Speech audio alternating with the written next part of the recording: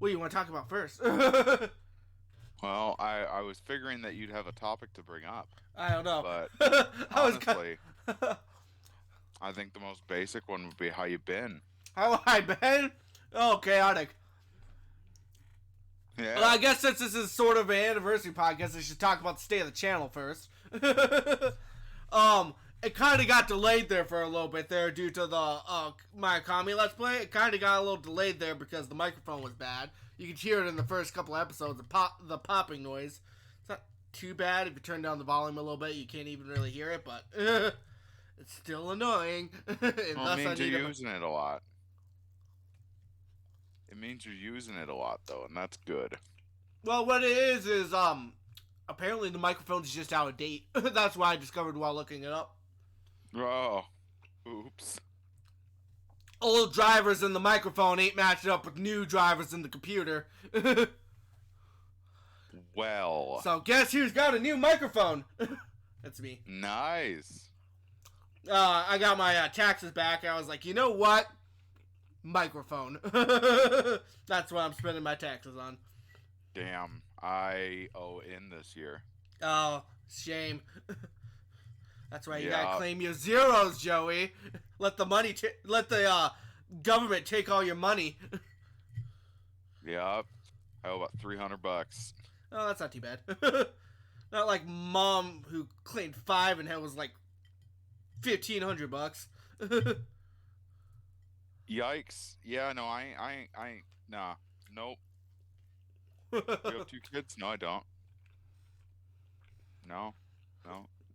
I think she was Somebody just else. used to it from having us, and then she didn't realize she had to change it back.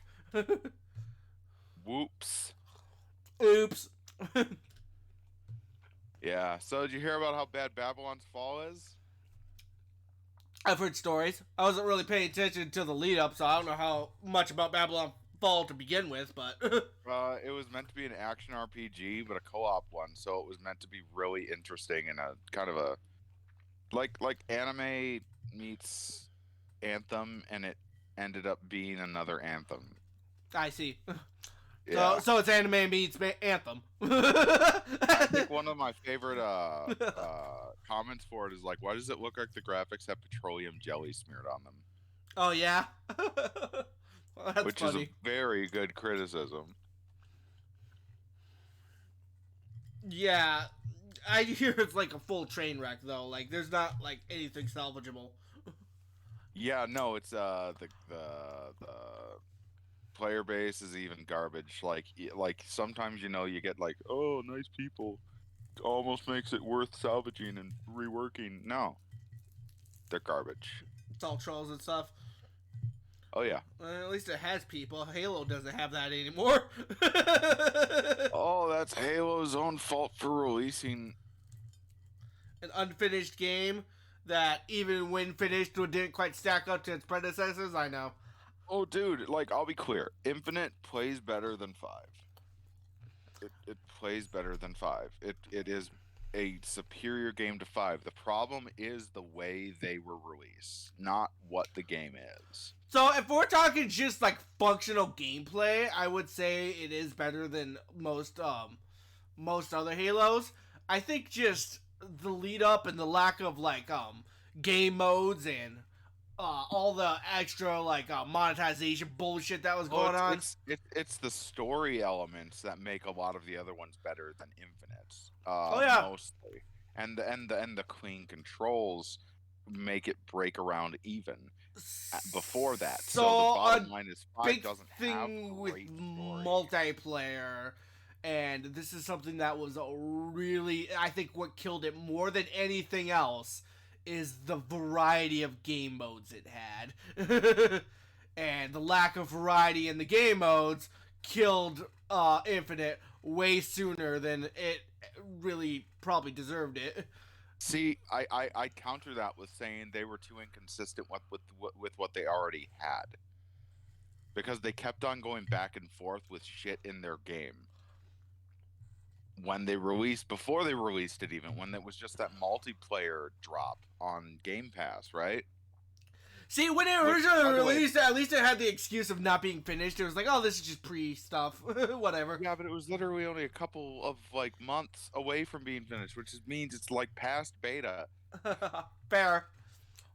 Like my thing is But that they still had the I excuse. Even. I was gonna make the point that like you bring out a game in pieces like that, it doesn't tend to go well. No, it doesn't. Like I'll be I clear. still haven't gone back to No Man's Sky. I haven't. I could play it. The new No Man's Sky sounds like everything I wanted from the original No Man's Sky. I still haven't gone back and played it. Yeah, I played it. The new No Man's Sky is what the base game should have been, or it's a little bit better than what the base game should have been. Okay, that's good. It took so long for them to get to that point that it makes it taste like a durian fruit. Early access. Take a bite out of that. Early access really has to be reserved for betas, just betas. Yeah. That's what early access needs to be. It cannot be the full game, but it's missing like a few things. I 100% agree. I agree 100%. I think a major issue with a lot of the ways that they curtail their games these days is it's getting to the point where they try to stretch the dollar with them. That one is definitely on the not on the game makers, but on the producers and stuff. Not producers. Oh my god, what am I thinking of? The devs in some aspects have just as much of a hand in it as the publishers, and it's the publishers you're thinking of. Yes, that's the one I'm thinking of. Like for example, CD Projekt Red is the dev and the publisher. Oh yeah. The dev company was a fucking shit company. Yeah. Like the individual people working on shit aren't bad people. They're being tortured. It's literally a non-union based work. Good old Ubisoft would like to argue about the good people argument. Oh, I mean, you read about Cyberpunk. Oh yeah. Because like I played Cyberpunk on my PS4, which was the worst version of it. Yeah, same. I avoided most of the like game breaking glitches, thankfully. And you know what? You know what? Cyberpunk without the glitches is a fantastic game. I will say that. And I'm sure now that the game is completed, it's a good game. Not complete yet. They're still fixing shit. Oh, they're still fixing it? Well, okay. Yep, they're still. But well, once they're done fixing shit, it'll probably be a fantastic game. It's a shame it just wasn't like that when it came out. Yeah, so like No Man's Sky. But yeah, like No Man's Sky. Going back to I got it too on PS4 and I had 3 crashes within 5 minutes. Oh my god. Okay, so the old gen console is probably still no good. Don't worry, as soon as we can get the PlayStation 5, I'm sure we can play it fantastically. We will never get the PS5 because crypto's a thing. Oh yeah. And cryptocurrency sucks ass. We will never taste that PS5 goodness. On the bright side, PlayStation seems to have realized that and it seems to refuse to be cut support for the PS4, so... Well, I mean, they have to. Like, they've been driven into a corner. Now they just have to start buying up companies and keep making games for the PS4. And it might just turn into like, can we get the chip processor that we like make the similar chip to the Xbox One? Yo, I honestly think they just need to release a PlayStation 4.5. They're gonna release a PlayStation 5 Pro at some point. They're gonna change the chip makeup so they'll be able to use it, and then crypto will be like, "No, we don't feel bad," because they don't care if they destroy the environment with what they do. They just care that people are mad that PS5s aren't available. Please.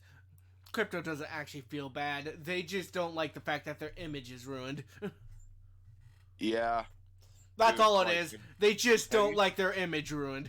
Have you seen that super anti-Semitic fucking ad on YouTube where it's like, oh, it's Fa? It's like they make this like stereotypical like Jewish man accent guy who like is a naysayer to everything, and they're comparing cryptocurrency to like the invention of the wheel and like going to the moon and shit, and I'm like, wow. First off, anti-Semitic. Second, that's really up your ass. I would also. Well, that's the thing with scams. It's all about that public image. The moment the scam has a bad public image, like Ponzi schemes and the pyramid schemes, is the moment it falls apart. That's true. It's true.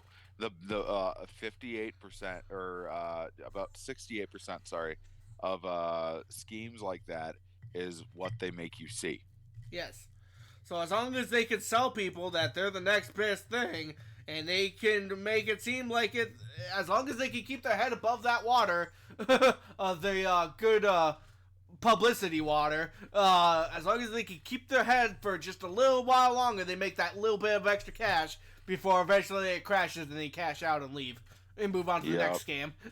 Yep, leave everyone else holding the gun. Exactly. Which is the nightmare scenario, honestly.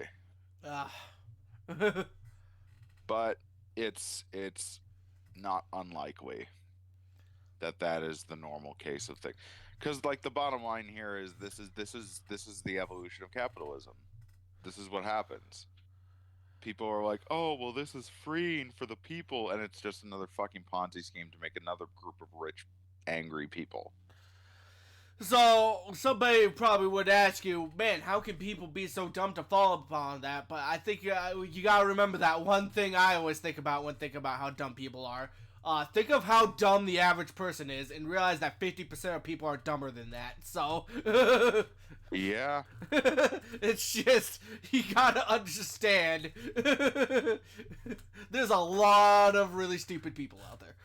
Like, you understand, but I'm of the mind that you should never accept it. I know. Okay. But I think another thing is, and this is one that's even harder to understand, is that intelligence isn't an even spread, and even really smart people can have that thing they're really dumb about and then fall for shit like this. That is true. I mean, well, the problem comes in when it's just like you say intelligence isn't an even spread. You got to mention like ego, you know. Okay, mentality. have you seen some of the tweets Neil deGrasse Tyson has tweeted? That guy is not an even spread of intelligence, let me tell you. no, like that woman who was on Big Bang Theory, who's a rocket scientist. That motherfucker, she was like, "Well, I don't trust vaccines." Yeah. And like it's this thing where once you relatively understand a certain field, now you feel like you have an understanding of all fields, when that's not the case. No. A theoretical physicist does not understand a rocket physicist's work as well as a rocket physicist does. That's why you always have to defer to the actual experts, man. Yeah. But that's not what's going to happen, and that's purely because of the fact that it's egocentrism. So, and now this is where I get to why some dumb people think they're super smart. There are dumb people who say know a lot about cars and have spent their lives working on cars and thus are really good at a specific field, and they get that ego even though it's just cars. You can get that ego from anything. Yeah, I'll be clear. I'm guilty of it. Oh yeah. I know everybody in our friend group is guilty of it at one point or another. Oh, totally. But like, I've never aimed it at taking somebody's money. Oh yeah. Or taking somebody's livelihood, or abusing somebody to make them be in a more dour situation than they are. Sorry, I was just thinking about it. It's like, that's kind of what Trump did. He sold himself as this really smart guy when it comes to business, and everybody else around under him was like, yeah, he's really smart at business. He must be smart at everything else. But he's not, I know, it's even dumber. He's not actually smart at business.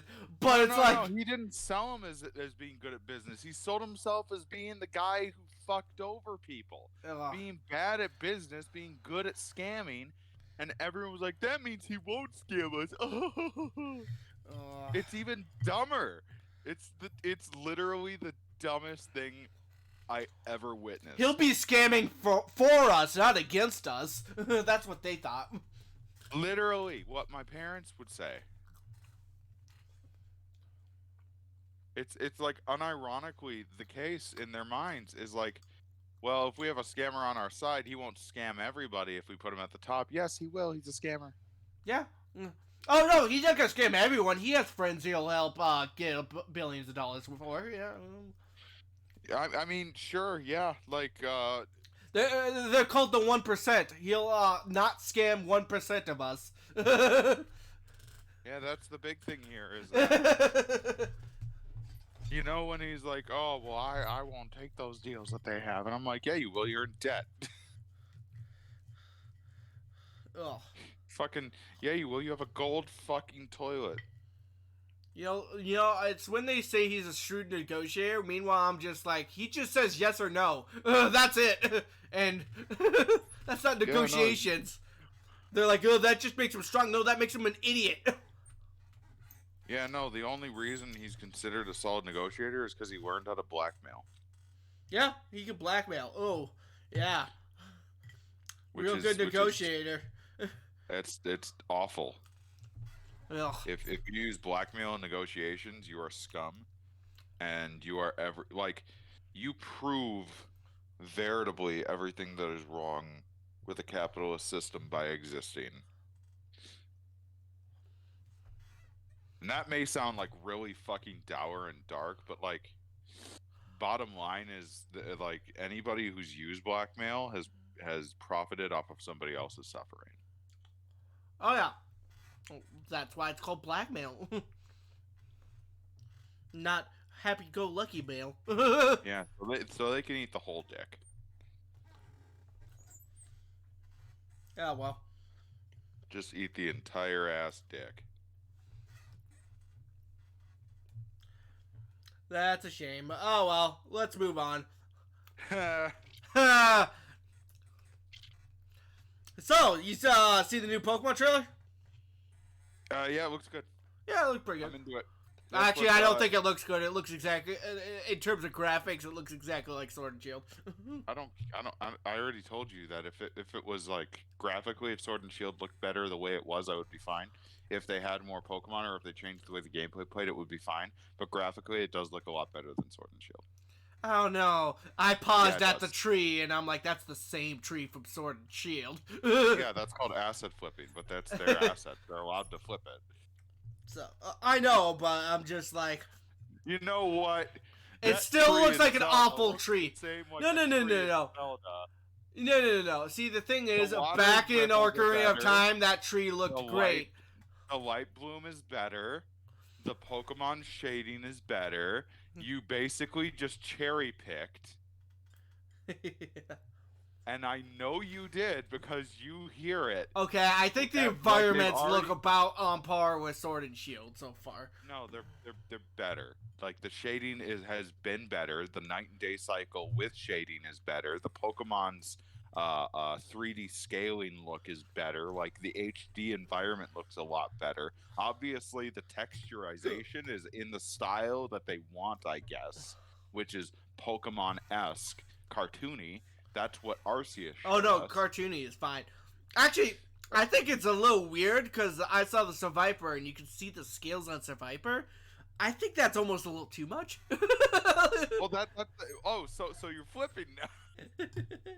so you're flipping over now, huh? Okay, see, here's the thing.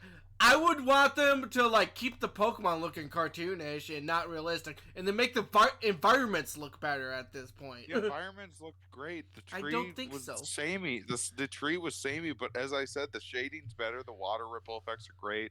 The light effects are great. The bloom effects are great. I don't know. I feel a little off watching it. Like that's all just a show, and once we actually get it, it's gonna be like, ha ha. No, it actually looked like that. I mean, if that's the case, we'll attack it then. But like Arceus looks pretty all right. Arceus looks like shit. I played through Arceus looks, Arceus. yeah, I The have too. It environments looks look like pretty all right. shit. It looks better than Sword and Shield. It still looks like a PlayStation 2 game. That no, it does. Okay, Jesse, do you own a PlayStation 2? Yes. Then shut up. You know what those look like. Yeah, better than Arceus. No, they Okay. don't. God, what are you fucking Verlicify? Shut up.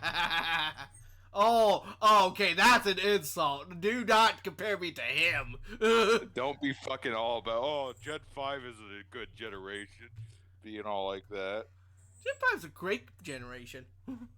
I know, but my trick here is that you're overemphasizing way too much.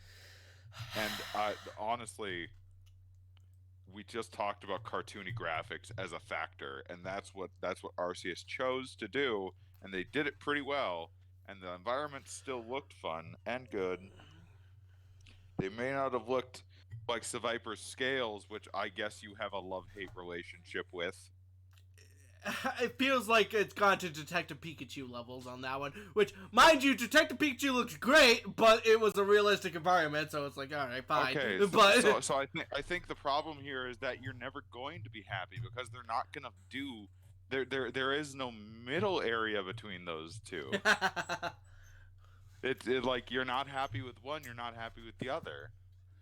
Like you get what I'm saying here? I'm trying to shine a light on this. I don't know. If the environment looked like it did in Snap, I'd be like, yeah, sure. If the environment looked like it did in what? But the new Pokemon Snap game, I'd be like, yeah, sure. The Pokemon Snap game looked the fucking same. What the fuck are you? Oh, it looked way better. The only difference is that it was all first person. Ha. You know what? Maybe that's what Pokemon needs to do. Just go in first person. Okay. Oh my god. God, you're such a wishy-washy little cunt sometimes. I know. Just like how I keep telling you how Super Paper Mario is a trash game that nobody likes. No, that's just you trying to feed the trolls, man. I know. You know what's funny? Definitely. You know what's funny? They sure did remake a lot of Mario games and not your favorite one, huh? I know. Yeah. Almost seems like people didn't actually want it remade. Oh. Oh. They put it. It was one of the first games on the N64 pass, so I'd say that means Nintendo gave it pretty high priority. They had to bring it out after though. Like they brought it out after a Japanese only game. Shut your whore mouth. Okay, to be fair, Japanese only games are definitely ones I would give high priority to. So no, especially not that one. That one's just fucking what's it Zone Runner, fucking, it's a Sega game, but on Nintendo, and 3D. It's just no. But there were also better games to choose, and they didn't release immediately with Majora's Mask. Okay, see, Majora's Mask. I forgot what I was about to say. I literally forgot what I was about to say, like mid sentence. Majora's Mask has a mask in it. Oh yeah. I mean, my thing is Majora's Mask needs a remake, an actually good one. The 3DS one was kind of meh.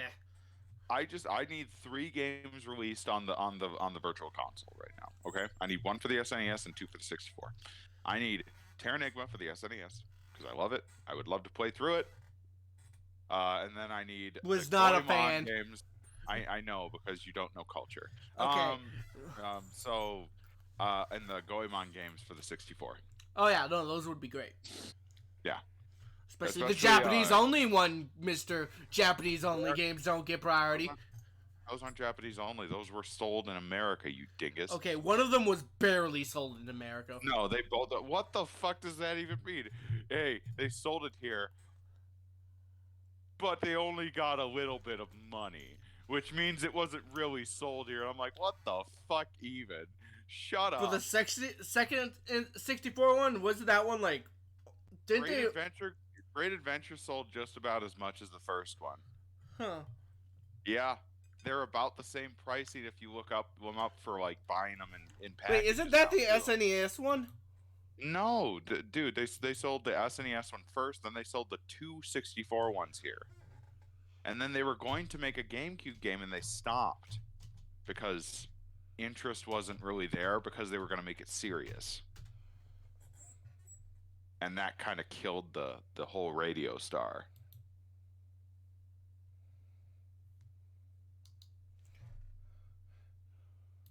Hold on, I gotta look this up. You keep talking here. Talking about what? The Goemon games. Oh, play them. They're stupid and funny, and they have weird hairstyles and shit, and it's like a K-drama mixed with a parody. And if Mario 64 was actually good, they'd be great. That's right, I said it. I don't give a fuck. But, the first one that they released in the US was an SNES game, I believe. And that was Yeah, no, I guess it was sold on. Okay, never mind. Take it back. Yeah.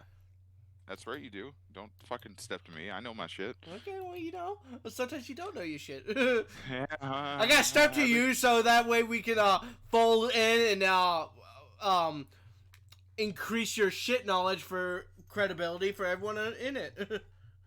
you know what? Goemon is my playground, dog. Like, I've played all of them. That's my playfield. I'm gonna be honest. If you still Let's Play with me, that was gonna be the next game. Goemon? Yeah. Yeah. I mean, if I was there, I would have done Great Adventure, yeah, for sure. But like, I'm not there, so I can't do it. I mean, I would have done the first 64 one first because you know that's the one I know. Oh well, they're both good. They are both good. Like, I actually think Great Adventure is a little bit better because they'd refine the controls a lot more. Well, I'm sure. I still can't believe they tried to make the game serious. Well, it was the GameCube era. They needed something to contend with the action games that were coming out on the PS2, Jesse. That was you mean like deal. what they did with Bomberman? Yeah. God. Meanwhile, Wind Waker over here being fantastic. And yet having low scores on initial release. That's because back then, everybody who played video games was a middle school edgy boy. They fucking lied. They lied. It was wrong to release Wind Waker first out of the two that were on the GameCube. Because they lied to our face. They said we were going to get a dark, gritty, serious sequel to Majora's Mask. I also think part of it is that a decent chunk of gamers at that time were the middle school edgy boys who absolutely had to have everything mature. Can't be kiddish. Not really, because the GameCube never had any of that. That was the Wii that brought that in with Mad World and shit like that. No More Heroes. But like the GameCube, no, they just fucking lied. And the GameCube was the lowest selling system. Yeah, no, because they fucking lied. Anyways. Dude, Zelda was the tits on that console. But the problem is they lied about the initial game they put there. I don't think they lied. I think they showed a game demo and everybody misunderstood. They expressly lied. They expressly brought up a tech demo of a game saying, we're going to make a nice gritty sequel to Majora's Mask. And they didn't. And so people were justifiably upset. I'm not taking away from how fun Wind Waker is. So take your bunny foo-foo off. Recognize this shit's actually kind of bullshit that they do that. Because they released the game they said they were going to after. Almost near the end of the GameCube's life. It was them that fucked up. Alright, fair enough. Because otherwise it would have sold great throughout. They would have been like, oh shit, now we're going to go more cartoony with the next one. And everyone would be like, I don't know how I feel, but at least they wouldn't be like, oh, they didn't say that. Because nothing pisses off a fan more than lying to their fucking face about something. No Man's Sky. Fair enough. I still think Wind Waker's better than Twilight Princess, though. It's not. I can tell you 18 reasons why. Alright, and I shall argue all of them. Even if I agree. Because that's what I do. The Koroks make no fucking sense. The Koroks are adorable and I love them. Yeah, that's cool and all, but they don't make no fucking sense. So good luck with that. Neither do most of the enemy characters in Zelda, but you know. Yeah, they do for a little bit. They even have backstory and manga adaptations about them that make them canon. But you don't know that, do you? Because you don't read all about Zelda. Do Okay, you? yeah, Oh, well, shit. fair enough. Wrong. But here's the thing: the Koraks do have canon. They were the Kokori. They just got more one with the woods. They never said that, and they never diagnosed that, and you never found anything that said that, other than the fact that they just lived there a while. Okay. There's no reasoning why they turned more into something. There's no explanation where the Lost Woods would have gone, except for maybe over in the other area, but why would it have floated away on a pillar? There's a lot of bullshit going on in that world, is all I'm saying. Okay, well, fine, whatever. But I think they're Twilight better. In Twilight Princess, at least it takes itself seriously and leads itself through seriousness well. Yes, the clowns running the mini games totally are serious. Technically, yeah. I mean, they're just trying to survive in a world that's destitute. Yeah. By dressing up as clowns Yeah. and living as far away from civilization as possible? They live there so that anybody who goes to the fishing holes can have some place to escape from. That's fair. Yeah, that's real. I mean, like, where are you gonna go otherwise? Town. Well, I mean, then who goes to the fishing hole dies. There you go. That's their job. Their job is to make sure that people don't die in the fishing hole. I got an answer. I don't know how they do that, but all right. They launch you back up to the top of the area, dude. Like, they basically want, because you can't just be like magical ninja vanish, like Link does everywhere in that game, which is great, by the way. The Twilight world is an interesting concept, and I kind of love it. And I like the idea that like, okay, Ganondorf, instead of being like starting his reign of terror when you first get like once you start your adventure, like in Ocarina of Time, I'm like, okay, cool, that's whatever. Or in all the other ones, he fucking he manipulates motherfuckers, man. Like I don't know. I still hardcore. would prefer if it was just Ant. No, I actually don't. I think that Zant by himself is a weak villain. Same with Vati, which is why I don't like Vati. It's one of those things where Vati he's good in Minish Cap, but oh, dude, Vati isn't good though. Like, if we're talking Zelda villains, Vati's one of the weak ones. Well, like I'd give Twin Rova more points than him because Twin Rova's got lore. I think that's one of the reasons why I was so upset with Calamity Ganon in Breath of the Wild. He's just such nothingness. Oh, the only thing I like about Calamity Ganon is the idea that he's a concept. That's really cool and interesting to me because a concept is a lot harder to defeat, and it actually personifies what Ganon the concept the point of the character is supposed to be is you cannot truly defeat Ganon. Well, that was the whole demise thing in Skyward Sword at the end of Skyward Sword. That was just the beginning. That was that was just the beginning. Yeah. I do like that idea that he's unstoppable, but I do wonder if there was a better way to show demise. I feel like if they had described it as demise resurrecting a non-Ganon form, I feel like it might have been better. No, because they did it with Hylia as well, and since Link's not a hero, like you read in the back of the Hyrule Historia, the first instance of Link being the hero was when they tortured him for saying what he said. Like, they tortured his ass. Okay. And he went and he died and he saved the world, and like the princess became the goddess. Hylia did not exist. At the beginning of all things, Jesse, Hylia did not exist. Yeah, I know. They had three other gods who were forgotten. They kind of forgot about them after a while. Those goddesses. No, they actually expounded upon that. Those goddesses are aspects. They're considered aspects. One is of earth and fire. One is of water and ice. One is of wind and I don't know what the fuck else. Nobody likes Faore. That's because she didn't get her own game like the other two. Also, I couldn't see her singing or dancing.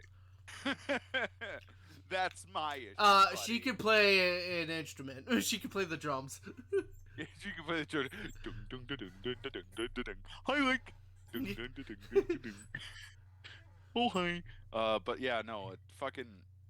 I think that once Breath of the Wild 2 comes out, because they're finally starting to pull their pants up like they did with Twilight Princess and tell a cohesive They did story. say it was going to be darker, so I'm like, oh man, like Majora's Mask was darker than Orca Tam? Hell yeah, I'm for that. Majora's Mask is a sequel to Ocarina of Time, but it's not. It's I would have given it to I think Twilight Princess is probably one of like it's not even the darkest one now that I think about it. Is it? So, okay, here's why I always say Twilight Princess isn't as dark as Majora's Mask. It's simply because Twilight Princess does a lot of telling about its darkness and not showing it. No, it shows the darkness. Oh, it shows some of it, but not as much as Majora's Mask. No, you just go around the world, dude. That's all you do. Like, like the times they do tell you are far and few between. They have like 2 flashbacks, just instances. But like they, I don't know. I think to the like Kakariko Village thing. You go there, you do see that it's destroyed, and that is depressing and dark. But then they just tell you that everybody died, and then you don't see anything. It's like, oh, yep, everybody died. It's like, okay. Well, I mean, they have the graveyard the same as Majora's Mask, Jesse. So I don't think that's a point to you. To be fair, that graveyard could be full of anything. Those graves look like they've been there a while. That's true, but then I have to take it away from Majora's Mask as well, because so in Majora's Mask, you actually meet the people those graves are for quite consecutively. So oh well, that's Stalfos. I don't give a fuck about them. Well, Dude, you meet the Poes, you talk to the kings and stuff. You meet people who are ghosts, and you. Yeah, but like, if you can just live your life through in a game, is that really that depressing? No. Sorry, could you repeat that? I didn't hear that properly. If they're just living their lives best they can, even though they're considered dead, that's not that depressing. They are. They're cursed to forced to live their lives again. They don't want to do this. They want to go sleep. Dude, they may want to go to sleep, but they're still just trudging along. Whatever. Everybody wants to die eventually. That's the big thing in Wind Waker. Is you look at the Deku Tree, that motherfucker just wants you to kill him. Like, look at that sad sack. Listen, man, Ocarina of Time Deku Tree had it right. He just pieced out right when it was right when shit was going down. Well, I mean, the bottom line here, I think, is Twilight Princess had a lot more active nature in terms of what you did in the world than because Majora's Mask, it's in contention if even that was the world. I don't know. Small and personal can be just as dark. That's fine. It doesn't matter. Oh, what I'm saying is I'm pivoting. So I'm pivoting to that point. And then well, I will say, regardless of where you lie, it is close. I'm not. Well, when I say I think Majora's Mask is darker than Twilight Princess, I'm not saying Twilight Princess isn't dark or full of great dark moments. I'm just saying I think Majora's Mask has a little bit more of what I like in terms of darkness. see, my thing is in terms of darkness. Partially, it comes with the art style. And the art style of Majora's Mask has bits and pieces that are phenomenal, like top notch, right? Oh, like yeah. Some of the mask designs and the transformations by themselves are some of the best body horror that you could get back then.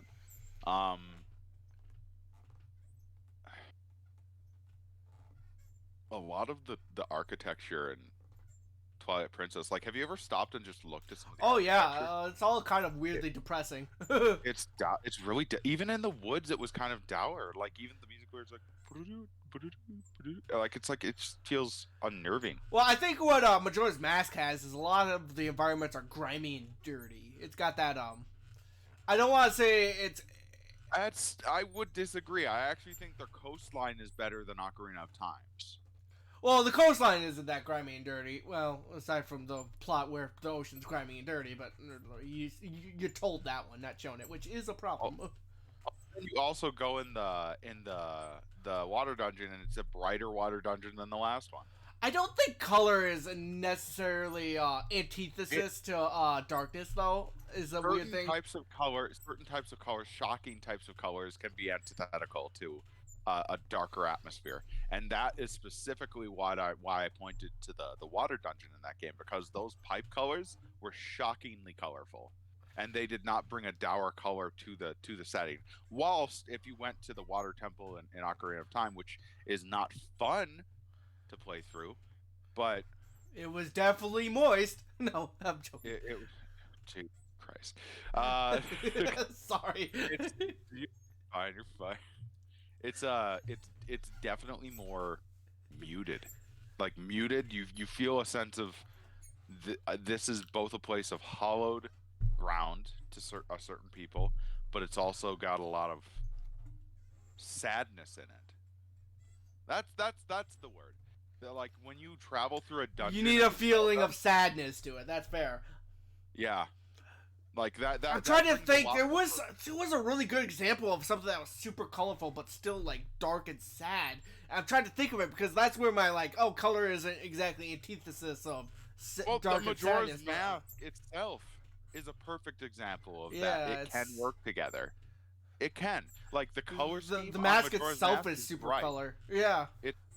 But what I'm saying is Majora's Mask is inconsistent with that, which makes it hard for me to key point a lot of those instances.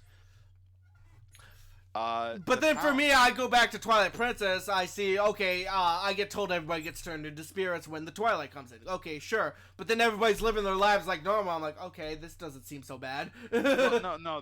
They're basically they're stuck in a time loop, which is basically a different kind of hell. I don't know. If they don't notice it's hell, then is it really hell? Yes. Is it really hell if nobody notices? Also, I don't think they're stuck in a time loop. You see people moving through it pretty normally. And they do the same shit over and over again. It's a time. You mean like most normal townsfolk do in video games?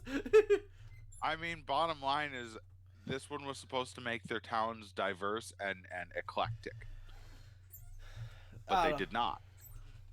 In fact, I recall the castle town in Twilight Princess was actually way smaller than the other ones, purely because they wanted to focus on the effect that the world was having at the time as well, and the effect that the Twilight would have, because the Twilight itself is not a concept, it's an invasion, and it's an invasion of characters that can control life and death. And I think the problem is, though, so few characters actually react to it. So I'm just like, yeah, it doesn't seem that bad.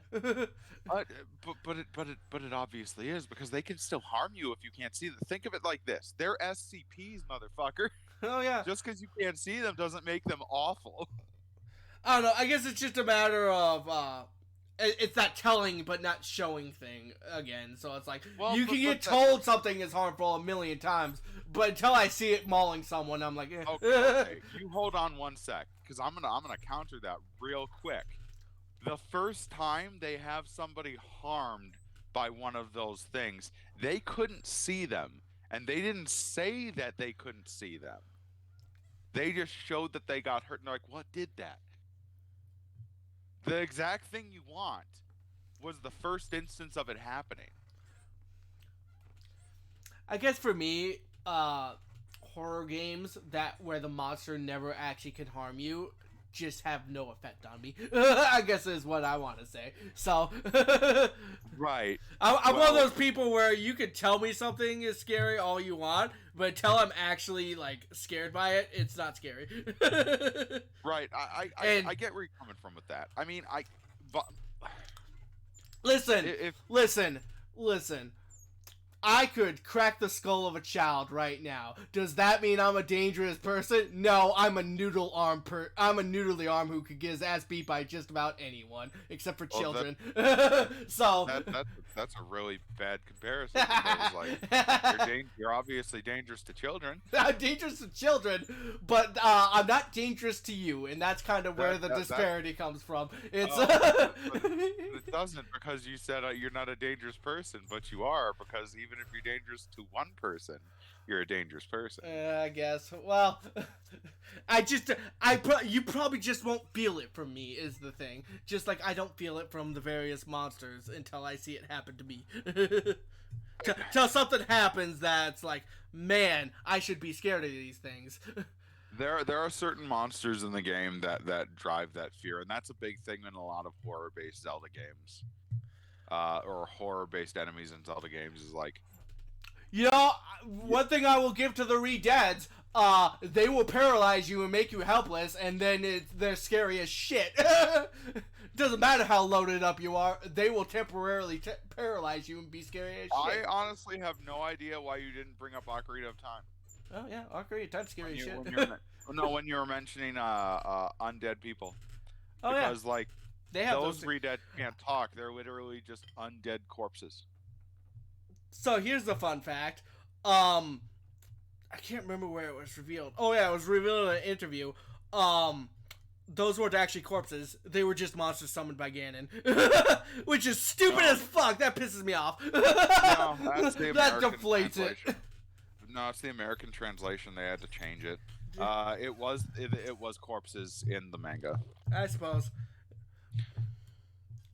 But, and in the Japanese release. I guess we weren't talking about Ocarina of Time that much. It was just like we were talking about Majora's Mask and Twilight Princess, so I was thinking of examples from those ones. But yeah. Well, I was using Ocarina of Time as an example. We were kind of bouncing back and forth. I just wasn't thinking about it as much.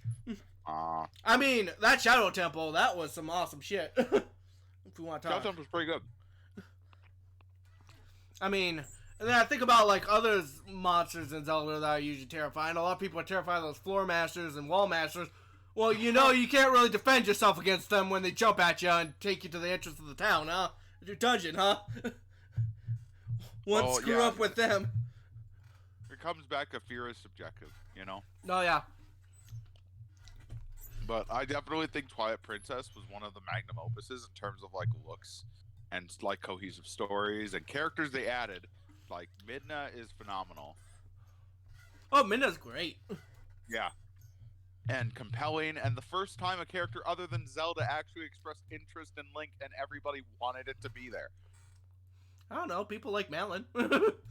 Yeah, but that only happened in the manga. Same with the girl from his dreams in Link's Awakening. In the manga, you've been using manga as examples throughout this whole conversation. We can say Malin counts then. Yeah. I guess. I mean, it was a little rougher done in the manga. Like it wasn't as you know why people liked it so much was because it felt innocent because it was like a crush when she was young and then she grew into it. And in the manga it was it just felt like an anime. Oh yeah. And everyone's like, "Oh shit." Remember, instead of Malin is an adult, Link isn't. Yeah. I don't care if he has the body of an 18-year-old or 17-year-old. He's the brain of a 10-year-old. Yeah, he's still a 10-year-old. Yeah, that's wrong, everybody. Stop shipping Malin with Link. But you can sure ship Midna with Link because Link is about 18 to 20 years old in that series, and so is Midna. Actually, I have no idea how old Midna is. She is 18 to 20 years old at least.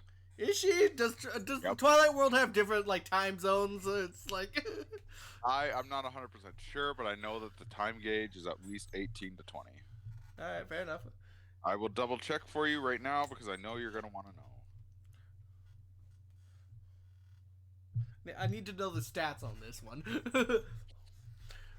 Because if it's like, oh, she's only 5 years old, but being in the Twilight aged her a lot quicker, so it's just like, whoa, Japan, I know this trick, I ain't touching.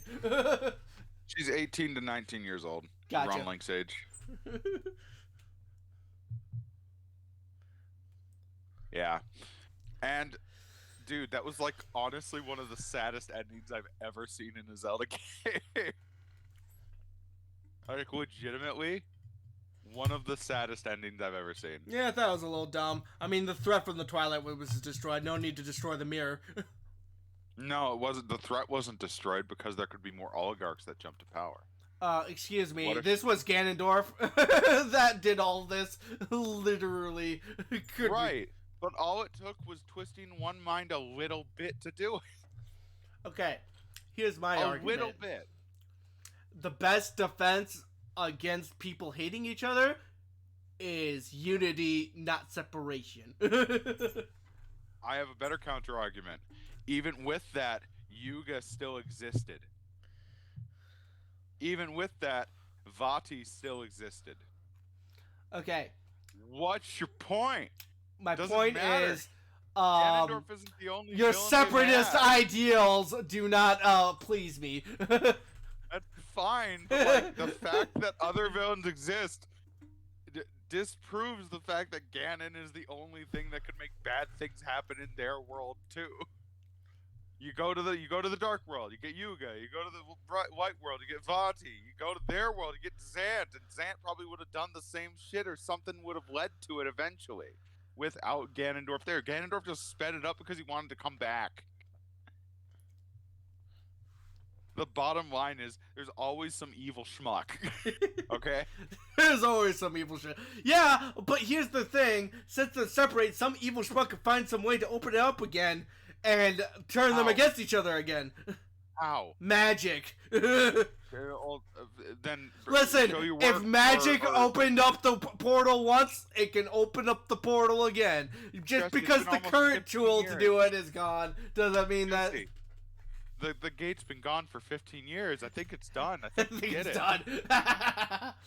I'm just saying, Breath of the Wild 2 is going to come out, and then they're going to be like, and now you can go to the Twilight World. Yeah, the Mirror of Twilight comes back with a vengeance. I'm just saying, even if it's not in the main game, it could be DLC. You don't know. No, I guarantee you, watch it. It's going to turn into the fucking Expendables.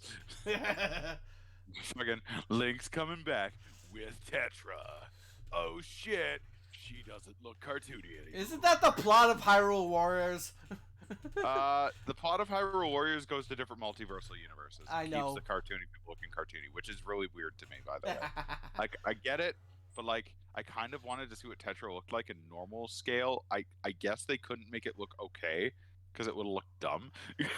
Oh, it definitely would have looked dumb. I'm trying to think about it. Her hairstyle would look dumb in anything that isn't cartoon. But it's like a half top knot pompadour weird swirly thing. It would look ugly as sin. It looked like Kuwabara's sister if Yes. she actually like dressed like Kuwabara. She kind of does. She's like Pirate No, Kuwabara. Yeah, a little bit. She's got the color scheme. All I know is Spirit Tracks had all the chance in the world to be the best Zelda game, and they fucked it up immediately by making Zelda playable with you. I didn't mind that. I actually played Spirit Tracks. I kind of liked her. It's fine. It's not the worst thing. Well, as a game, cool, whatever. But like as a story, kind of stupid. Oh, you're trying to bring Zelda back to life, huh? Because they killed her, and it doesn't fucking matter to you because you just don't give a fuck. Cool. You glad to know that I can unkill her later. You eventually unkill her. That's the problem. You can unkill somebody in a Zelda game now. See, they didn't actually kill her. They stole. They separated her soul from the body without killing her, so they could use her body for other shit while it's still alive. So that makes no sense. See, when your spirit leaves your fucking body, you're dead. But her heart and stuff is probably still working, so it's more like a comatose. What? Your spirit is not what makes you conscious in any of these fantasy realms. But all of the others, you don't have to be conscious to be alive. She's comatose. No, hold on. Your soul's powers in these worlds dictate how alive you are, not how conscious you are. What the fudge? I don't know. She's comatose, not dead. There's a distinct difference. She's just mostly dead, Joey. God damn it. Haven't you ever seen Princess Bride? She's only mostly dead. Fucking stupid, dude. Fucking dumb. But flipping back onto Pokemon for a moment. Okay, that's a massive turn back, but let's do it. Yeah, I'm doing it because you know what you did to me a while ago. Shut up. No. I'm not saying it's not okay. I'm just saying.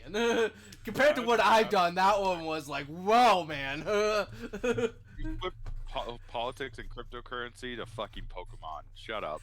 Okay, but that's because we ended it. I need another subject. Shut up. I'm right. You're wrong. Okay.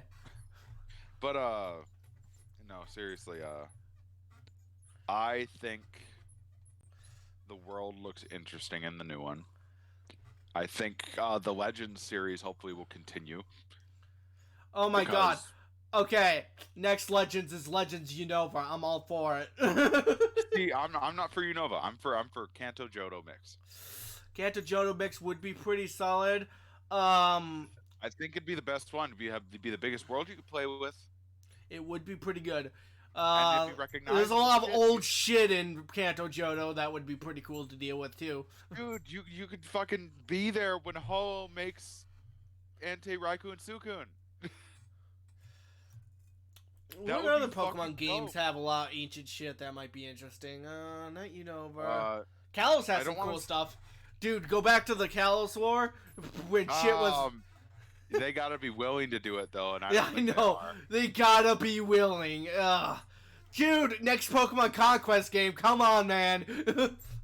They're never making another Pokemon Conquest. Warriors, something? Come on. You know why they're not making it, right?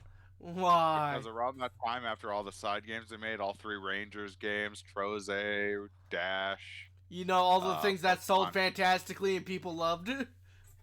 Ranger 1 sold well. Ranger Dash sold. Guardian Ranger 2 Signs, sold I hear, sold pretty well too. Yeah, oh no, it played well, but it sold worse. And the I third think one so. sold awfully, and then Troze sold okay. Dash sold bad. Uh, I played Dash. Conquest, It was hard on the hands. Conquest sold actually pretty bad for what it was. That's because nobody knew what to expect from it. Nobody knew what was going on with it. Wrong. People were burnt out. This was after all the mystery dungeons too. They were burnt out from all the side games. Because they'd released over 12 of them within a 3-year span. I don't know. I don't remember anyone saying how burnt out they were. Sure, well, it wasn't just you. We were also kids at the time. But like a big thing for me was going back and being interested and being like, all right, what did people say about these? Because I get bored. You know, you're bored. I look up shit. I look into shit.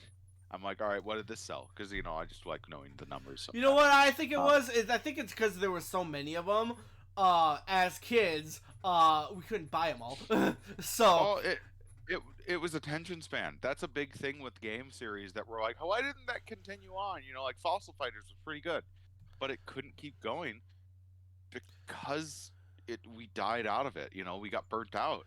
Well, what I was saying, I don't think it was 100% burnout, as in we wouldn't have enjoyed ourselves if we got that other Pokemon game side game instead of a different one. I think what it was is because we've already bought so many Pokemon games, but we would want to buy a different game. Not so much in a burnout we wouldn't enjoy the next Pokemon game, so much as a burnout that we can only have so many games, and I think to a certain extent we maybe wanted a variety of games. See, I actually have thought about this a lot, specifically like the burnout concept for kids, but like even for young adults.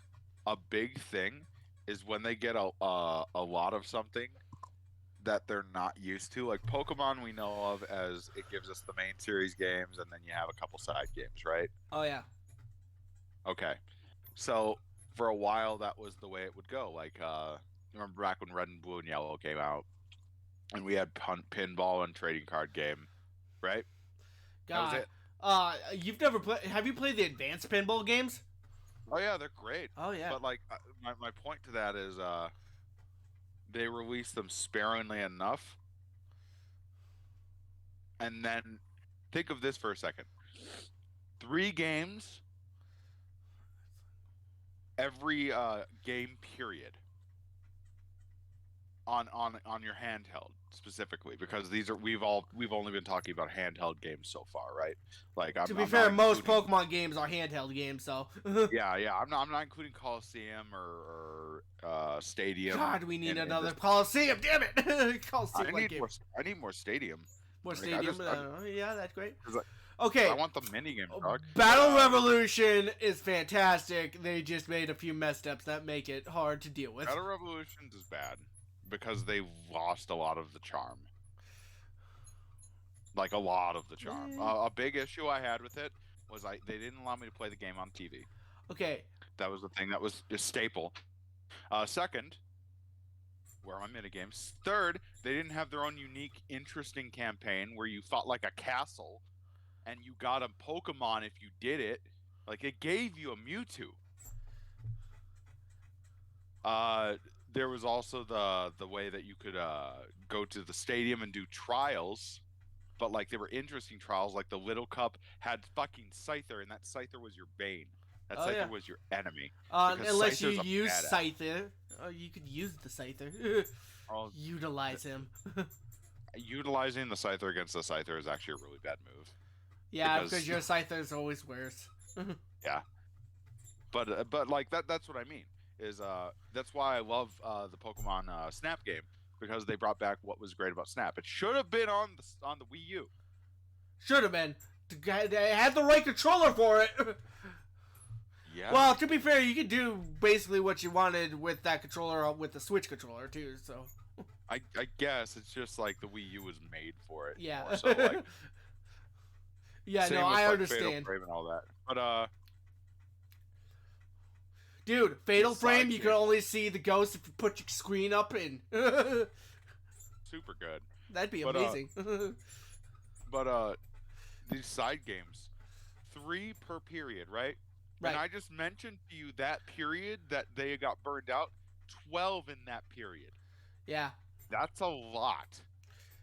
Like that's a lot. Well, I think another thing about Pokemon is that their side games really are pretty side gamey. If you have a choice between Pokemon side game and this new Mario that just came out, you know which one you're going for. Oh, and I have another clear thing to dictate here. Why do you think Pokemon Ranger 1 was so popular? Because it was new and fresh. Nope. Why? You wanna know why? Why? Because you can get them. This is the only place you can get a Manaphy. Okay, to be fair, that Manaphy, I don't think many people knew the Manaphy existed Yeah, until they towards did. the end. Yeah, they did. Not for a while. Everybody knew about the internet was a thing around that time. Everybody knew about the Manaphy. You know, would I talk wasn't about really it on the all the internet, time. so I not really up to internet knowledge of that era specifically. Yeah, so Manaphy was a very big talking point during that game. That was why it sold 3 million. You know, I had that GameCube game that came with Coliseum that gave you the Jirachi. Yeah. Is it untapped? Yeah, like, it's still untapped. I never if it's actually used it untapped- because you need to use the Game Boy player to use it. So I never actually There you tapped it. go. And that's literally the only reason a lot of people bought that game too. Yeah, you get Jirachi. And now, in the newest BDSP, they just give you a Jirachi. Which I'm alright with. Yeah, I'm You know? alright with you. But Because still, like... well, the Pokemon home meta is a thing, right? So like my focus now is where can I put this Pokemon that I want it to be? Because I kind of am waiting for them to put Arceus and Brilliant Shining Pearl in the home aspect, so I can just start transferring my Pokemon. Because like I got a shiny Sentret that I gotta make a pink boy, Oh, yeah. and I got Shiny Spiel. Oh, what color is shiny Steel again? Green or Pink. yellow? He's pink. Pink. I love it. I also got Shiny Geodude, the Gold Geodude, as you will. I gotta double check who I got real quick because I know I have a couple of shinies. And that's... Double. I also got Oh, the yeah. Shiny Spoink and my Shiny... Oh shit! You have a shiny Spoink. my Shiny Exploud. Fucking, I love shiny Spoinks. I gotta tell you, the Shiny Explode, very disappointing. It's just slightly different shade of purple.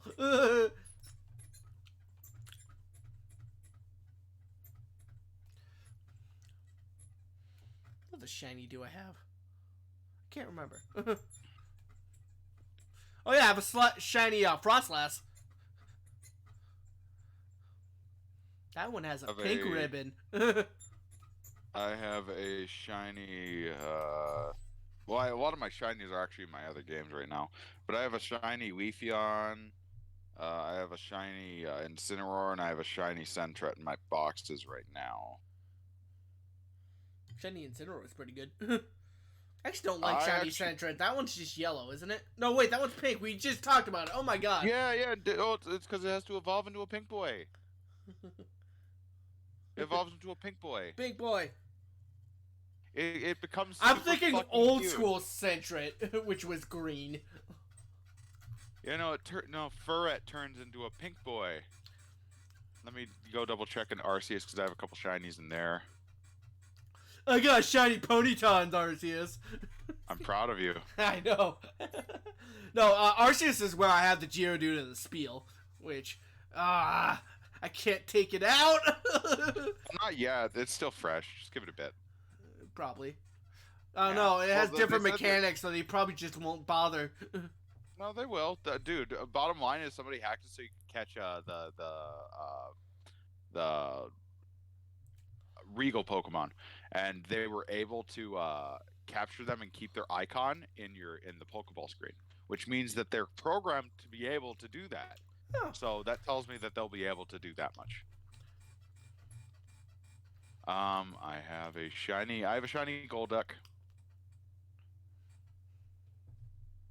I found my blue. I actually really like shiny Psyduck. Where did my Pokemon go? You know what, Is he Joey? still there? I'm not gonna lie. This episode's going a little long. We'll have to brag about shiny some other time. Oh shit! Well, this is the anniversary though. I thought it was gonna go a little longer. Hey, you know Let what? me just put it Fair in the enough. Could be forever to edit. I'm just Oh, like, you just cut it in half on a nice spot, and then you're like, all right, it's two separate things to work on. Release them separately, fair enough. and that's just two things of content that you have already stacked up to work with. Fair enough. I have thought Yeah, to do that that's- with previous episodes, but then I was like, nah. Yeah. Nah. I got a shiny Floatzel. Oh, shiny Floatzel. Yeah, I accidentally found it. Well, Like, I isn't that ran it- the I point re- of most shinies? Yeah, there are some that I was searching for, like the Psyduck. I found the Psyduck. The one that freaked me out though, my first shiny in this game was a shiny Skorupi. And like, I just saw something red run past me. I'm like, what the fuck? You know, I remember my first shiny. It was a shiny Shanks. I didn't even know shinies existed at the time. I was popping off. I was like, the fuck is this? Why is this Shanks yellow? Mine was a Yanma. Which it's weird that I've been playing Pokemon for years up to that point and didn't know shinies existed, but eh. Well, I mean, that's the whole ordeal, though, right? You know, To be is fair- that most people aren't gonna know. Well, at that point, and nowadays everyone knows. Yeah, it's fair point. Okay, fair point. Back in my days, shinies were rare and special. Yeah. Did you know that I had to look at the ID number in my game to figure out if it was shiny or not? I had to walk up and down the route both ways in order to get my shiny. Both ways.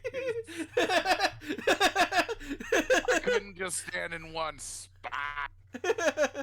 It spin around like you guys, like you youngsters. Dear Lord. So, Digimon survived, by the way, pivoting over to something similar to Pokemon.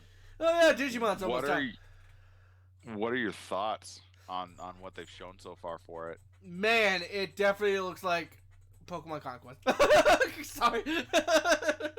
Do you mean Final Fantasy Tactics? It looks like both, honestly. I think you mean Final Fantasy Tactics. Final Fantasy Tactics. You like think all turn-based strategies that are goddamn. All monster catching games are Pokemon, and all turn-based strategy games are fucking Final Fantasy Tactics. Yeah. Which I actually think is a bit of a creativity problem. Come on, guys, you can think of better. Not really. Okay, like, maybe bottom not line is better, but you could do different. Come on. Oh, think of it like this. It's a genre. It's its own genre. I don't know. Isn't that a good thing? The best kind of flattery is duplication. I suppose, but then it's not duplicating good enough. No game has even come close to Final Fantasy Tactics, and that pisses me off. You'd think after all this time somebody would have at least gotten close. I semi-disagree. There are a couple games, in my opinion, that have come relatively close to Tactics. I played the Agrest Wars games, and the first one was fun. There was Deus Artis. That was a good anime-based game. I played them. I played those games in the first one, but still not quite on to Final Fantasy Tactics, man. Well, I mean, are you using your rose-colored glasses? Does Final Fantasy Tactics have something over those games? I played Final Fantasy Tactics later than those games, so what does it have though? It's hard to describe, especially since I haven't played them in a while. So I'm not going to talk because my memory's not so good right now. I just feel right now. Right now I'm on feel mode. What I'm going to say is it's less valid if you can't describe it. Fair enough.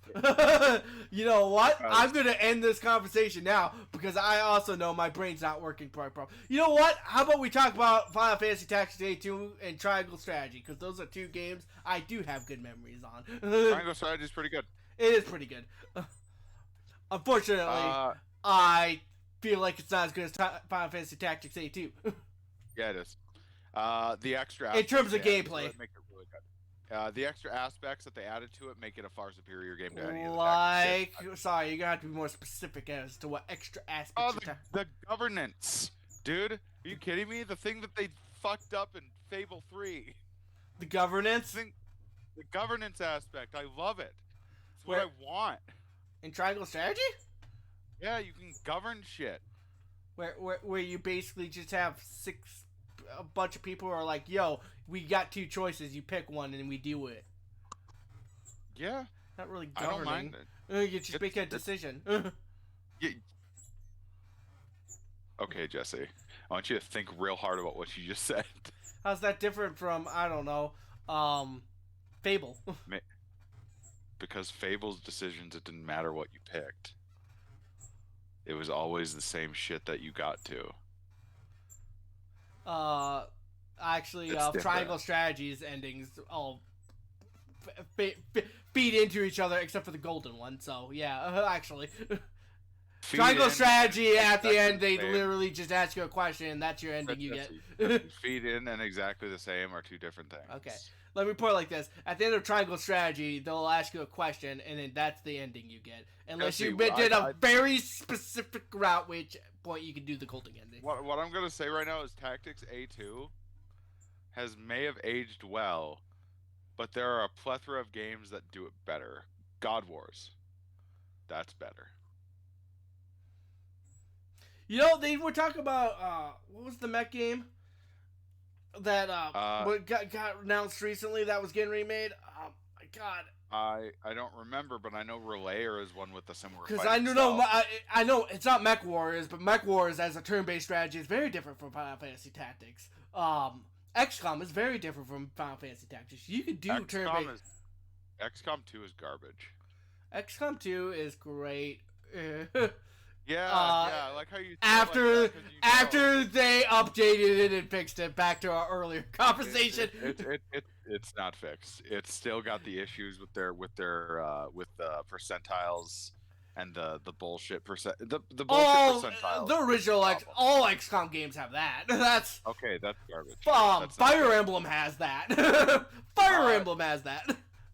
Fire Emblem, literally, if you have 100% chance to hit somebody, you will always hit them. There's literally never a chance where you don't. Here's the thing: XCOM never tells you it has 100%. So yes, it has. Hey, I've seen it, and they've missed. Don't lie to me. Listen, XCOM does a little trick where it always tells you it's at 95%. No. I've seen it at 100, and it's like, but you missed. But you were talking about A2 and I think in terms of gameplay is mostly what I think about when I think about the turn-based strategy. For like story and stuff, I feel like that could apply to, I don't know, say RPG or turn-based strategy in equal levels. So when I'm talking about like turn-based strategies are equal to Final Fantasy Tactics, I'm thinking I really should have clarified this earlier. I'm talking more gameplay, story-wise. The story is the story. A2's story isn't as good as the first two, even though I like A2 more because of the gameplay. But right. But my question when is, I what think is about different when I'm talking about gameplay? specific genres, I'm talking about gameplay because story kind of transcends genre a lot of the time. Not completely, but a lot of the time. What does A2 have in the gameplay that makes it better? I would say a variety of challenges you have to compete when it comes to the enemies. Okay, so what does that mean? Like challenge you have to complete like trials? Like what are we talking about? You have to not just trials. Triangle strategy has some of the basic missions. You know, make sure enemies don't get to the X area, clear all the enemies in this X area. You know, stuff like that. Tactics will do weird shit where it's like you have to take out this enemy, but you can't take out this enemy while also guarding this guy while also collecting the flowers in this area. So it kind of gets to these weird challenges, or like they'll be like, here's this tower where you're walking through, hitting buttons and teleporting your guys to different fields, and you have to move your guys through a maze, figure out your way through a maze and shit. It's like there's a variety of challenges you have to do, and enemy variety is also a really big one. In Triangle Strategy, and this really annoys me about Triangle Strategy. Triangle Strategy, your guys do have a variety of guys. You have the guy who can make ladders. You have the talking guy who can like debuff guys and stuff. You have horsemen and shit. The enemies do not have this. The enemies have soldier, bow, mage, boss. Well, so far, and that's the four enemies you have to fight. Whereas in Final Fantasy Tactics, your enemies can literally have anything you can have, plus there are monsters that can do all sorts of bullshit that are different than what you can do. So in terms of what you fight is also vastly different. Oh, I can see what your issue is then. I can agree if in that aspect you have an issue. I can see how that could be considered a little better, but I already know games that are better than that. I would also say, like, in Triangle Strategy, the customization on your guys isn't very good. Like, I'm not gonna lie, most of the customization is, you get a slight attack buff. It's not that good on Tactics either, though. Yeah. It's like that's not really a point of contention I bring up because we're comparing those two. So, like, it's like they both break even. I don't know. It barely ekes out for you, in my opinion. But like for Final Fantasy Tactics, I will say the strategy is more of the grand strategy where you have to build your guys right to solve each challenge. And once you get to the actual fights, it's usually like you just go in and hammer them with your overpowered guys. But it's more of a grand strategy situation. If you don't build your guys right, you're just not going to deal with it properly. Based on what I played from it, Jesse, it's more of a poor man's genealogy of the Holy War. Genealogy of the Holy War is a whole other beast compared to the other Final Fantasy Tactics. That is true grand strategy. That's you can get on and off your fucking horse. You change your battle tactics based on what you're on. You fucking can fortify the That's a whole nother beast. Like that is what I consider the right kind of grid-based strategy game if you want a grand strategy. But I'd never say Tactics is those. So Final Fantasy. No, it's not Final Fantasy. Fire Emblem is not the kind of turn-based strategy game that I would lump in with Final Fantasy Tactics, though. It is a different kind of. If you don't do the Holy War, I probably would because unlike the other ones, those ones are so like you notice how the difference between Fire Emblem on the Game Boy Advance and Genealogy of the Holy War have there's a lot more hand holding than Fire Emblem on the Advance. So there's a lot less you have to do. With Genealogy of the Holy War, I don't know how it plays, so I don't know if I can have this conversation with you exactly. Something for you to look into because I'm telling you right now, it's first off, it's up your alley.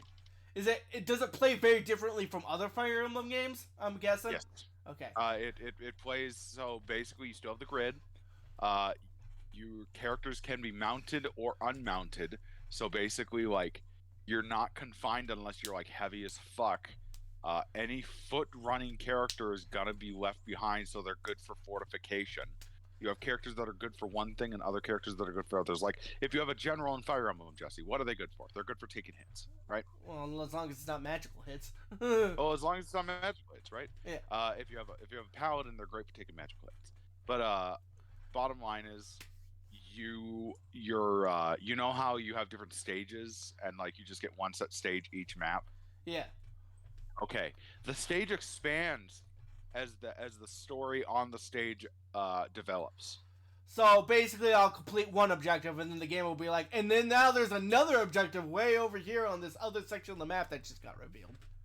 Yep, and there's more enemies that like you need to counter, and there's this man who like did this and this and this, and it was the first one. Like it's so deep, Jesse. Literally, you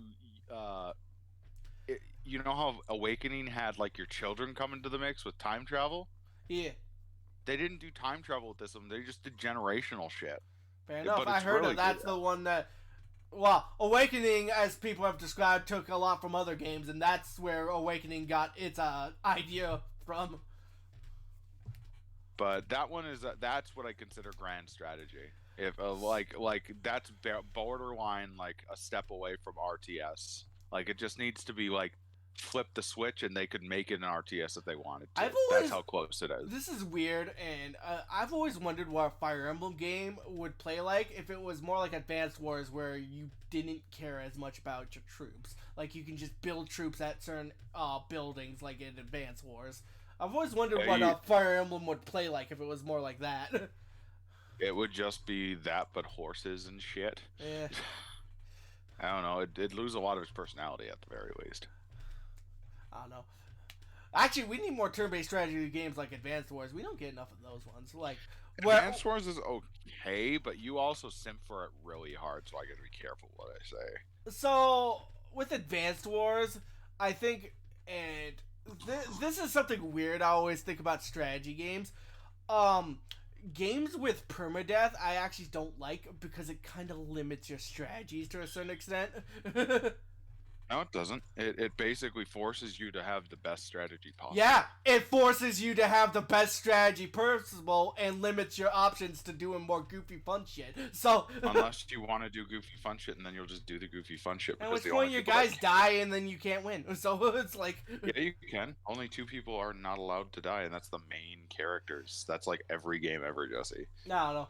Well, then I feel like I'm playing it wrong and I'm missing out on stuff. So it's like, yeah, I guess if you don't mind missing out on all that characterization and, actually playing with a variety of characters, yeah, I guess it does matter. But, like, with the Dance Wars, it's like, I can sacrifice guys all I want, and I still can use those guys. I mean, a big thing about Fire Emblem 2 is, in the old ones at least, the new ones, not as much, but the old ones, you're not going to get everybody's characterization. You have to pick. Well, that's true. Like I also played the original Fire Emblem, and they'll be like, "Here's 3 axemen. It doesn't matter if one dies; you have 2 more." Yeah, straight up. So like, it's one of those things where nowadays people begged for what you wanted, and that's what you got now. I don't know. It's just there is a certain amount of strategy when you don't care. That's kind of one of the reasons why I like triangle strategy. It's like, oh, I don't care if my guy. It kind of expects you to lose, guys, and I think that's kind of a little bit more loose and better for strategy. I guess yes and no. See, a big thing about me and thinking about games like that is it going to be fun? Is it going to be engaging? And engagement for me is partially giving a shit about the characters I'm playing for. And that's fine. I guess that's more for your taste. I guess for me, when it comes to strategy games, for me, variety is the spice of life.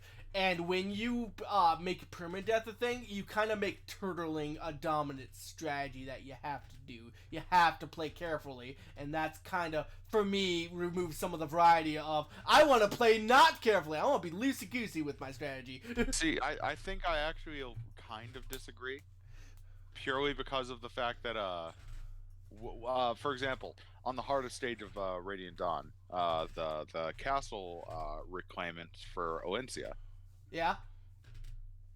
You're supposed to be careful, but you don't gotta be. Like, to get it done, you can just basically like, you can wall motherfuckers and then just pick them and push, and then you gain levels and shit. And it's not even just boring strategy; it's dominant strategy. It feels good to be like, oh, they're encroaching on me. Well, I'm gonna steal your fucking tomahawk. So with Radiant Dawn is weird because it's super fucking easy. That fight is not super fucking easy. I think that you're just saying that because I'm making a point with it. Okay, so the final thing about Lencia is you do have to turtle for a while until you've actually basically won, and then you unturtle.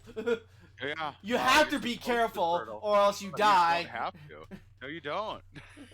See, this is my point. Is you're like, it's easy. I just turtle, and I'm like, see, you're choosing to do it. What difficulty are you playing, Joey? Dude, I played on normal, which is actually hard because they fucked it up. I play on normal too, so actually, my point stands. It's easy. Radiant Dawn is an easy game. You just stick a guy in the middle of the field, and every enemy just impales themselves on their sword because your guys are basically invincible in that one. So I mean, you have fun saying that when you fight Ike's team as Makai's team. See, that's what kind of proves my point, because Ike's team has your actual characters who are overpowered, so that kind of proves my point, actually. No, it proves your point that your old team isn't as good as your new team. What the fuck are you talking about? Okay. Because they switch your teams up, which means that there are going to be a bunch of characters that are under-leveled, which means you're going to be, like, you're going to level characters up, but it's going to be difficult. It's going to be work, because certain characters can OHKO them. Jesse, what are you talking about? What did you do? Did you just throw Micaiah into the front of everybody? Sacrifice. Okay, I've thrown Soth in front of everyone, and he killed everyone, so... Oh, well, you got lucky as shit then, because Soth actually is kind of awful. Okay, well, you know what? So, I think that you kind of proves my point that I don't need strategy. I don't need strategy. You just hit RNG. It's like being like, oh man, you see how great I did against Gwyn and Lord of Cinder? Oh, man, he didn't even hit me once, and you were just walking to the side. It's RNG gods, not your skill, dildo. Oh. Fucking Soth is god awful in that game. There are better, they have no good thieves in that game. The only one that's good is the fireman. Volk at the end is pretty good. Thank you very much. That's the fireman. Oh, right. Okay. Well, I didn't know who you were talking about. And he is not a thief. He's an assassin. Okay, yeah, and but that's just like side build thief right there. That's weird side build thief right there. It's a unique build. It's only for him. He also takes that up in Path of Radiance if you pay him. I know. And he's one of the best ones in that one too. You can also get Stiffen, who is half-blood, and fucking. But I will say that Micaiah level where you fight Ike, that is an exception, not the rule. The vast majority of the game, you just put your strongest guy in front and you win. Heck, Ike has an archer who isn't supposed to be able to do that, but you totally can. You know the one. I can literally tell you the good archers in the game if you want to know. I can tell you all the good characters because I know them. Yeah, I know them. And you can do that. There's a lot of them. Actually, no. Will is actually not too good. Not Boyd. Rolf takes too long to work on, and Shinon is easy to work with, but you get too reliant on him, he'll get overextended and die. Didn't happen to me on normal mode, only on hard and higher. So. Oh well, aren't you just the god bearing? Sucking the dick of. Oh, I'm sorry. You give Shinon like literally a crossbow or something, and you just win. I'm pointing on literally the tactics you need to use, and you're like, well, it never happened to me, and it's like, what are you 5? That's a preschool argument. Well, I'm saying it. You don't need to do it because, well, it didn't happen to me, so you don't actually need the strategy. You just need to place them in front and win. You do, because literally that's happened to me, and I'm telling you, they die. Well, more they often didn't than die to not. me. Several. I've I done think this. you- I played through this game several times using several different characters with this strategy. It's Motherfuckers, worked. double So you know what? 25. Unless I got like the goddess tier luck ever, I'm pretty sure the strategy fucking works. Strategy does not work. No, the strategy got you luck. I don't believe that for a second, because like every single time I overextended him, he died. Like, you cannot convince me that you could just throw Meg in front of somebody and they'll run on her sword. For fuck's sake. Okay, see, you're not using the right character then. So No. I'm just pointing out here, like in that situation, you use Toronto on that level, and everybody dies. Use Zyhark. You know Jill does pretty good as long as you keep her away from the mages. Jill's not good. Har. Well, no, on that specific level I was thinking of. Jill is not the one that I would go for in that level. But yes, Har is ridiculous. Even archers and thunder mages can't take him down. It's fucking stupid. Yes, they can. Those are the only things that can do anything, because he has no resistance. That's the only thing he doesn't have any of. He has everything else though in spades.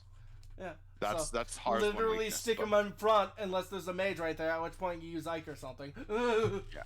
Well, no. I actually abstained from using Ike because Ike isn't that good in this one. Like, they had to nerf him after the first one, because the first one, literally, you could just, if you want to talk about throwing somebody in the fucking front and just letting them do his shit, Ike in Path of Radiance was a motherfucker. Oh yeah, once he got the Ragdoll and could hit 2 spaces away, it's like, all right, well, no. Even before the Ragdoll, that motherfucker could take a hit from both mages, ranged, and fucking and most tanks. He didn't give a fuck. Point is, those Fire Emblem games are actually super easy. They're not that hard. I mean, here's my question for you: what is a hard game? A hard game for a strategy game. Tell me. It would have to be a game where you have to use all of your resources. Watch it be Warhammer. Oh no, Warhammer is easy as piss. Oh, thank God, I was about to slap you. Unless you're playing on harder difficulties, but if we're talking harder difficulties, it's like, oh well. Warhammer's easy as pie. What would be a really hard strategy game? It's hard because I haven't played a hard strategy game. This is one of the reasons why I'm maybe a little bit like harder on strategy games, if you will. But I guess for me, a hard strategy game would be a game where I use all my resources to win. I was playing Triangle Strategy Game, and I did the mission where you're supposed to burn down the houses without burning down the houses, and I had to use all my guys to do it, to the maximum to do it. I was like, yeah, that was really good. So I think for me, a strategy game where you have to use like all your resources is the good strategy game. Sacred Stones is a little bit difficult. Sacred Stones is considered the easiest one. What you talking about? No, the easiest one isn't Sacred Stones. The easiest one is Awakening, because you can literally just farm Reeking boxes. Well, you can do that in Sacred Stones. Well, not Reeking bods, but you can farm. You can literally go back to like maybe 1 or 2 places and fight 1 or 2 extra bunches of enemies, but the enemies scale too. And you get experience points, thus making the actual main battles easy. But they scale. Not that much though. They scale to a point. Jesse, they scale to your level that you'll probably be able to reach, unless you only scale up 1 character. I've owned all of these games. I've played almost all of the Fire Emblem games, barring the like original Gaiden shit, because I've heard awful things. But like, it's easy compared to like Genealogy of the Holy War, which I consider one of the harder ones. But I guess that's kind of the point I was making with the Radiant Dawn. The fact that you kind of could just breeze through it with 1 or 2 characters is kind of the problem. But like later on you can't, because like the Dragon King and shit. I will say like late game it definitely gets a lot better, but if it's not like that until like the very end, I feel like that's kind of a bit of a problem. I'll pose this question then.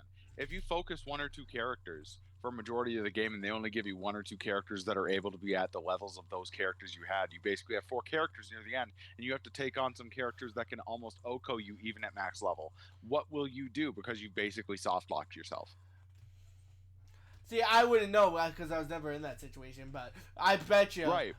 So if you were playing on normal mode, because honestly, this problem isn't on hard or like very hard or mythical. If you were on normal mode, I bet you probably could we figure out a strategy with your one character to defeat the final boss. No, because the bottom line is, Asura reflects damage, right?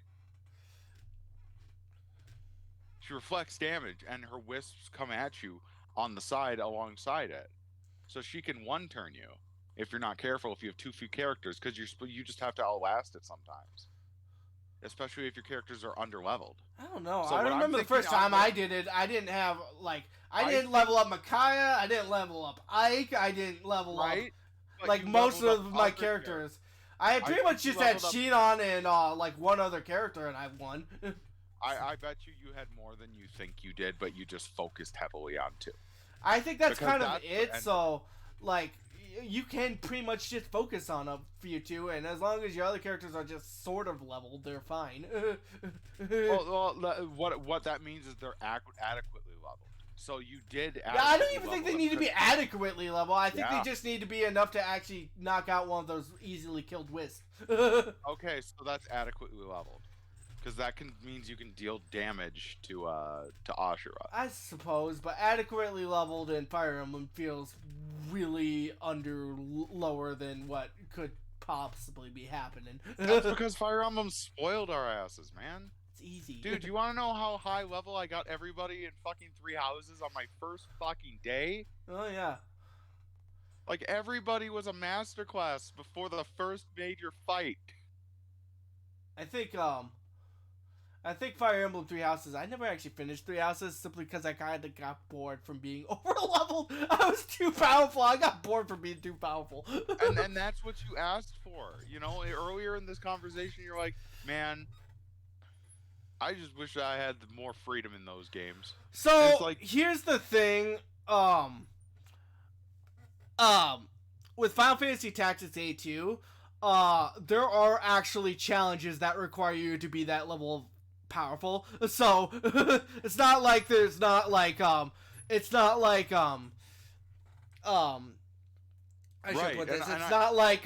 it's not necessary or you'll be bored if you become that powerful. Whereas in 3 Houses, if you do become that powerful, you'll get bored. Right, and I get that. And like the bottom line I'm trying to get at here though is that, you know, there are better games than Tactics. There are Fire Emblem games that are better than Tactics, in my opinion. I've pointed out Genealogy is a real grand strategy game that literally, if you snapped your fingers, they could probably transition that sumbitch to a real. So if we're talking like overall, like turn-based strategy games, yes. When we started this, I was talking about how many turn-based strategy games are very similar to Tactics, and none of those similar games are nearly as good as Tactics. So I would like to reiterate that this argument was games similar to Tactics. Right. And I think that there are quite a few out there that are, or even surpass, but maybe not in the aspects you're looking for, because you're looking for enemy diversity to an extent, and player character diversity, and strategy, and objective diversity, gameplay diversity. I guess is what I would describe. Character diversity is almost always there. That's almost always there. That's it wasn't in Triangle Strategy, and I know some of those Final Fantasy Tactics Light. Go back and play A2 and tell me that. I need to see your opinion fresh. Okay, I definitely need to do a Let's Play of A2 at some point, but that's such an LP friendly game. That's not a Let's Play friendly game. All I'm saying is you'd be surprised how rosy your glasses can get. Bottom line is Red and Blue suck as a game. Pokemon Red and Blue? But like I can appreciate certain aspects that I'd like to be in other games, but like I'm not gonna be like no. Digimon World 2 isn't as good as they are. Digimon World 2 is better than they are. Okay, this is a little bit of spoiler for next week, but on Saturday, Cody had me playing World 4. Oh, God. Oh, yeah. Definitely had a bit of a field day with that one. The most shitty evolution system in any Digimon game. We didn't get to the evolution. We only played 30 minutes of it, and boy, Dude, did you we... will never get to the evolution. Never. we had a field. I had a field day with those 30 minutes. Let me tell you, only 30 minutes, and we had a field day. Like such an unfriendly like special attack control system. The weapon setups are interesting and shit, and the Digimon choices are fun and whatever. Weapons, Digimon, cool. Why is everything so unnecessarily convoluted? I And know. then unnecessarily under convoluted all at the same time. Watch the episode, guys. Watch Yeah. the Digimon episode. It'll probably be Dude, up by the time this is up. Go back and watch that. That was the that was shit. that was one of the GameCube games I pre-ordered too because I was Oh super yeah. excited. Man, what a disappointing fucking game that is. But Digimon World 3 was fun. Alright. That's probably one that I'd recommend you play. Wait, I think you loaned me World 3. I didn't have fun with it. I'm pretty sure I loaned you World 2, the one with Vmon on the front. I don't remember. Because World 3, I don't think I loaned it to you, because if I did, I think you might still have it. World 3 was...